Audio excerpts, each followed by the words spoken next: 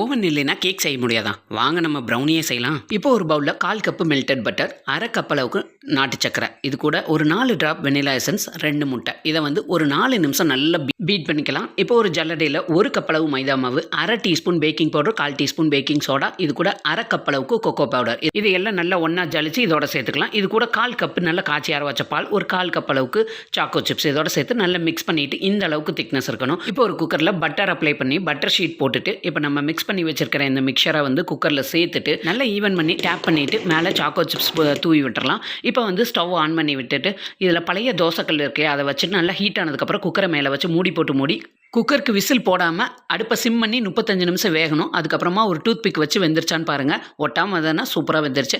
அதுக்கப்புறமா நல்லா ரெஸ்ட் விட்டு நல்லா கூலானதுக்கப்புறம் கேக்கு கட் பண்ணுங்கள். உதிராமல் சூப்பராக வரும். இனிமேல் பேக்கரி போகாமல் வீட்டிலே செஞ்சு இந்த மாதிரி சாக்லேட் சிரப் இல்லைன்னா ஐஸ்கிரீம் வச்சு சாப்பிட்டு பாருங்கள். சூப்பராக இருக்கும். வீடியோ பிடிச்சிருந்தா சப்ஸ்கிரைப் பண்ணிடுங்க.